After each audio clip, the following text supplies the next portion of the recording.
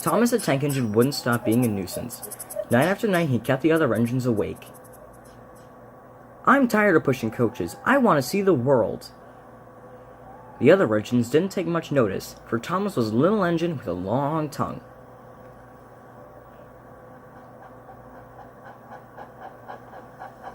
But one night, Edward came to the shed. He was a kind little engine and felt sorry for Thomas. "I've got some trucks to take home tomorrow. If you take them instead of me, I'll push coaches in the yard."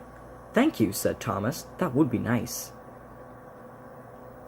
Next morning, Edward and Thomas asked their drivers, and when they said yes, Thomas ran off happily to find trucks.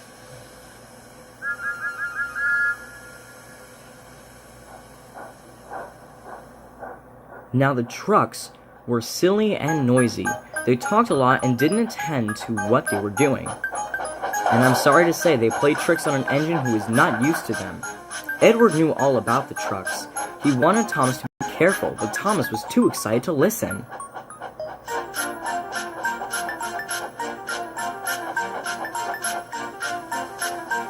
The shunter fastened the coupling, and when the signal dropped, Thomas was ready. The conductor blew his whistle. "Peep, peep," answered Thomas and started off. But the trucks weren't ready. "Oh, oh, oh," they cried. "Wait, Thomas, wait!" But Thomas wouldn't wait. Come on," he puffed. All right, don't fuss, all right, don't fuss," grumbled the cars. Thomas began going faster and faster. "Wheesh!" he whistled as he rushed through Henry's tunnel. "Hurry, hurry!" called Thomas. He was feeling very proud of himself. But the cars grew crosser and crosser.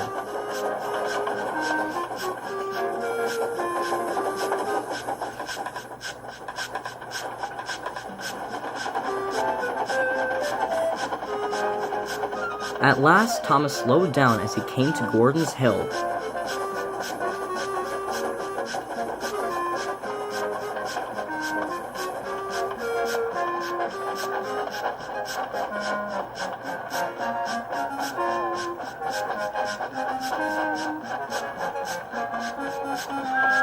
"Steady now, steady," warned the driver as they reached the top.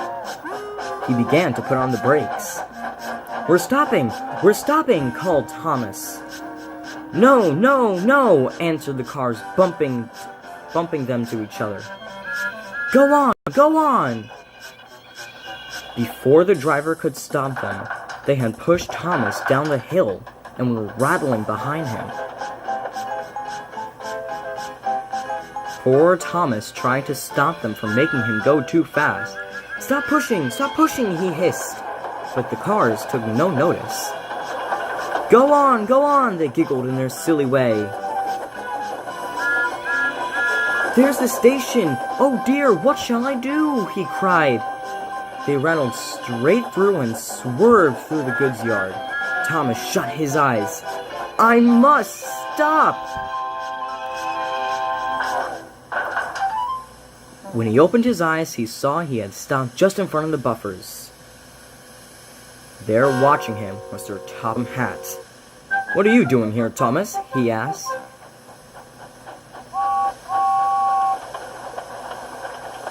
I brought Edward's trucks, Thomas answered. Why did you come so fast? I didn't mean to, I was pushed, said Thomas. You've got a lot to learn about freight cars, Thomas. After pushing them here for a few weeks, you'll know almost as much about them as Edward. Then you'll be a really useful engine.